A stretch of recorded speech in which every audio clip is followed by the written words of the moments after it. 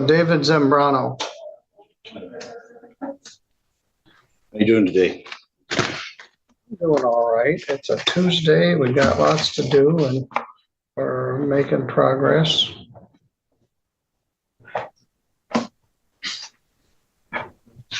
Mr. Zambrano, we've had a hard time getting you in here. We got a lot going on here. In file 251521, you got a ticket on July 29th for driving without insurance and no valid license in possession.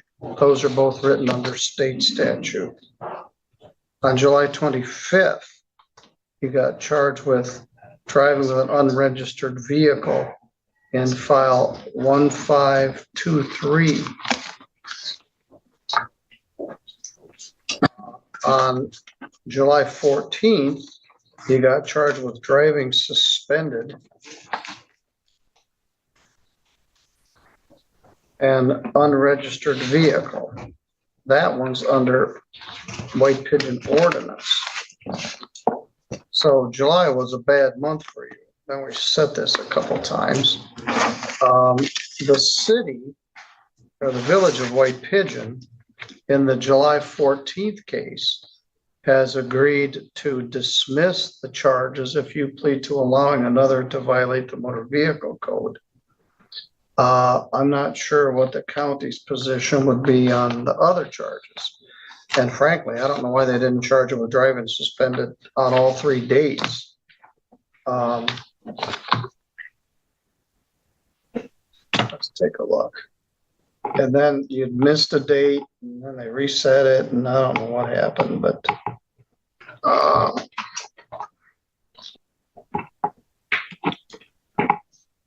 Your Honor. yes. I'm appearing here today pro se in the special appearance sui juris and in propria persona.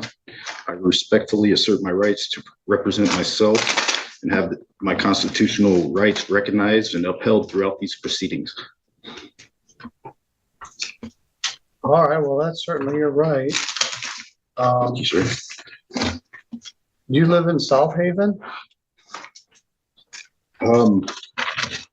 Actually, I'm a sojourner of the land. I don't have a residency at the Well, the reason I ask, I once did, if sir. I need to send you mail, I need to know where to send it. Right now, I do not have an address.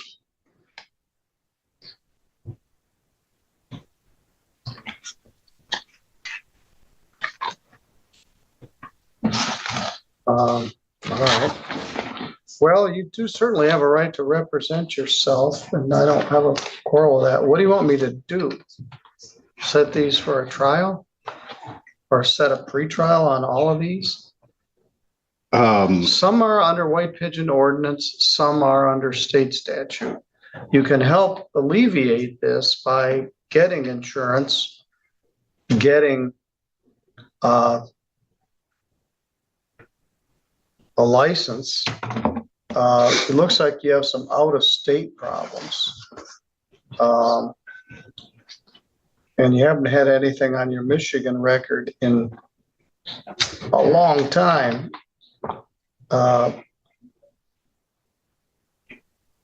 12 years or more. So how would you like me to proceed here? At this stage, the judge pauses the discussion and carefully lays out the actual charges facing the defendant.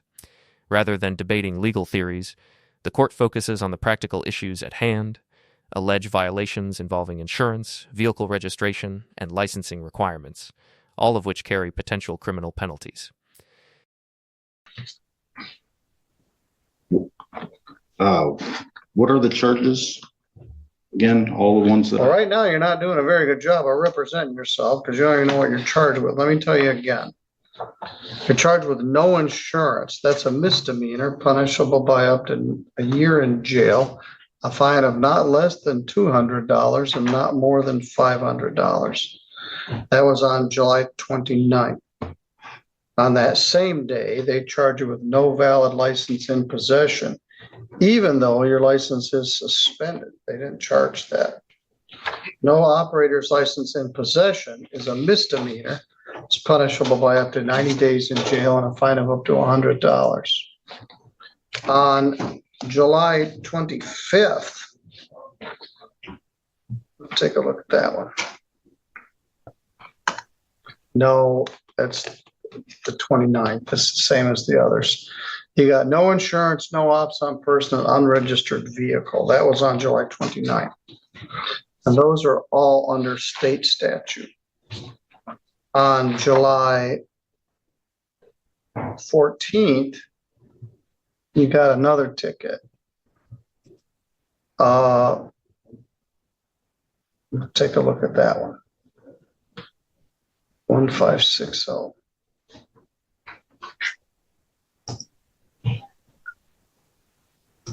And that one, they filed a formal complaint that alleges that you were driving suspended and you had an unregistered vehicle. And that is under White Pigeon ordinance. Driving suspended is a misdemeanor. It's punishable by up to 93 days in jail and a fine of up to $500. That carries 2 points and it requires that your license be suspended. And then they charge that you have an unregistered vehicle. You could help all of these if you got insurance, a registered vehicle, and worked on getting your license back. So one thing I could do is set all these cases for a pretrial on the same day with the White Pigeon Village attorney and the county attorney and see if they could come to some resolution of all the charges. Is that acceptable to you? Actually, no, I have a few questions I need answered before we proceed. I don't understand the nature and the cause of this action against me. And I'm,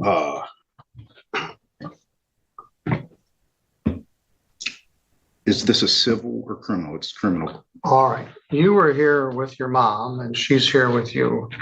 So it's good that you support each other. She asked me the same question, which points out to me that you're not qualified to represent yourself if you don't know the difference between a criminal matter and a civil matter. These are criminal matters. They could result in a jail sentence and a sanction on your driver's license. Thank you, Your Honor. Should the record reflect this is a criminal action then? Yes, it is. Okay. I just got to look at my papers and stuff. All right.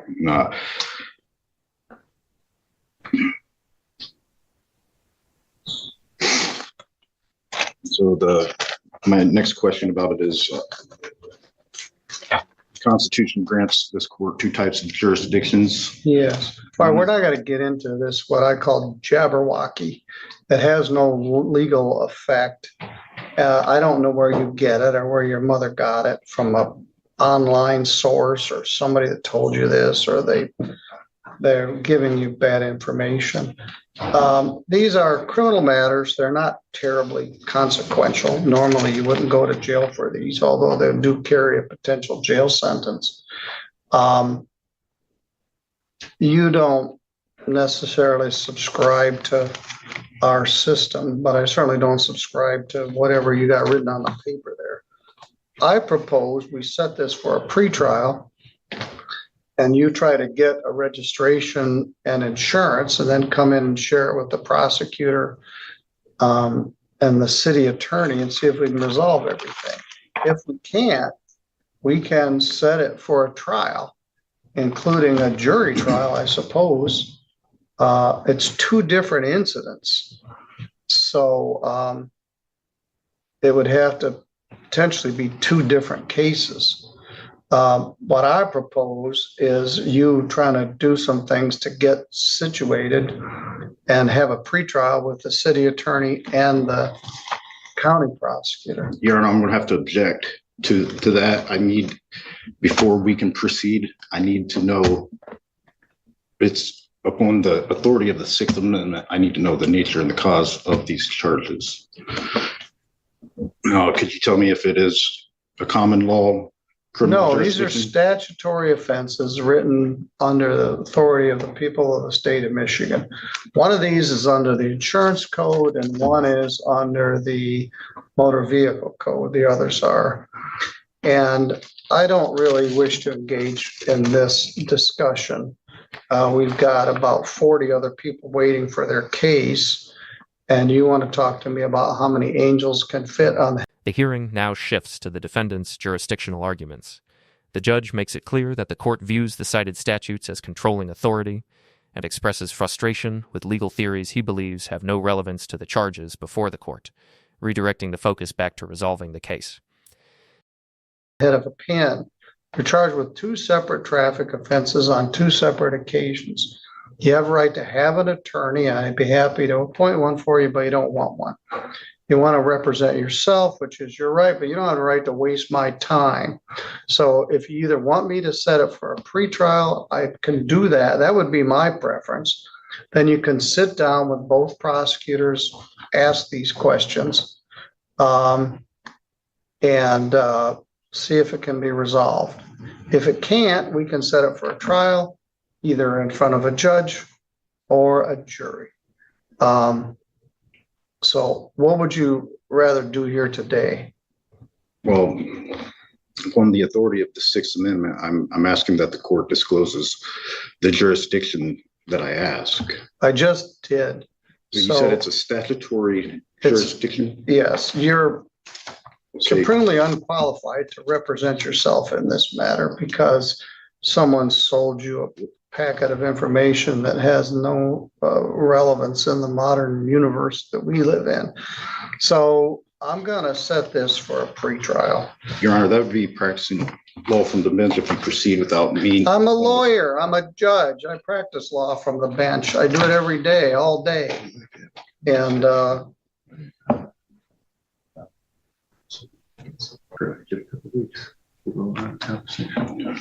I'd like to, I do have a few more questions about the I don't statutory. have any more time to answer your questions. I have a question for you. What do you want me to do with it? Set it for a pretrial or set it for a trial? Under a statutory jurisdiction, I've never heard of, I need to know where I can find the published rules of the criminal procedure under that. Well, you can certainly find them on the internet. They're in the public library. You just put the number of the citation, 257904 under the Michigan compiled laws. All right. Was that Mr. 25 Stickley is the chief public defender. He's had an opportunity to talk with you. Mr. Stickley, what's your recommendation here? My recommendation would be to set it for a pretrial. I'm happy to spend a few moments with this gentleman and show him where the statute is and All right. where he can Google or library. And he's entitled to have copies of each of the tickets and the complaints, and so he can see it. So if you'd like, we'll get copies of their tickets for you. You got the ticket, but there's a formal complaint. I'm going to set it joint with the city and county for 2 weeks, October 7.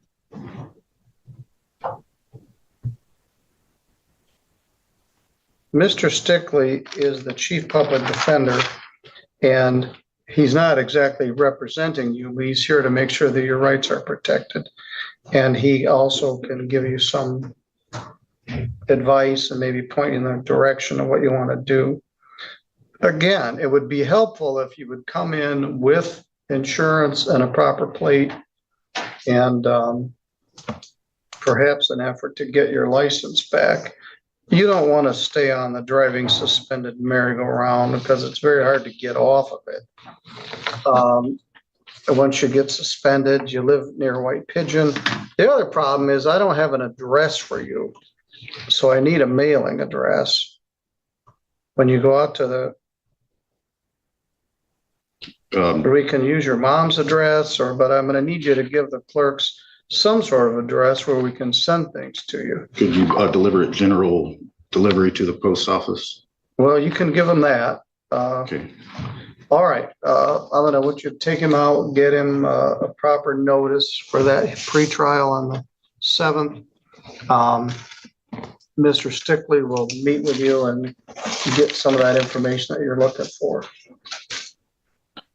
All right, sir, I'll see you on the 7th. Throughout this hearing, the court addressed multiple traffic-related criminal charges stemming from separate incidents involving allegations of driving without insurance, operating an unregistered vehicle, driving with a suspended license, and failing to possess a valid license while driving. As the proceeding unfolded, the judge repeatedly attempted to move the case toward a practical resolution. The court reviewed the various charges, explained the potential penalties attached to each offense, and suggested that obtaining valid insurance, proper vehicle registration, and addressing the defendant's licensing issues could significantly improve the situation. The most notable moments came when the defendant began raising questions regarding jurisdiction, constitutional authority, and the nature of the court's power. The judge repeatedly explained that the cases were criminal matters governed by Michigan statutes and rejected arguments he viewed as legally unsupported. At several points, the judge expressed concern that the defendant was relying on information that would not assist him in defending the charges, and questioned whether he was adequately prepared to represent himself. Rather than proceeding directly to trial, the court chose a procedural path intended to give the defendant additional opportunities to review the charges and discuss potential resolutions with prosecutors. The judge also directed the public defender to help the defendant locate the relevant statutes, complaints, and legal materials so he could better understand the proceedings. No final verdict was reached during this hearing. Instead, the court scheduled a joint pre-trial conference involving both the county prosecutor and the village attorney. The defendant was advised to bring proof of insurance, vehicle registration, and any efforts made toward restoring his driving privileges before the next court date. The hearing ultimately highlights the importance of understanding the charges being faced, the limits of self-representation, and the court's focus on resolving cases through established legal procedures rather than theoretical jurisdictional challenges. If you enjoyed this courtroom breakdown, be sure to like the video, subscribe to the channel, and share your thoughts in the comments below.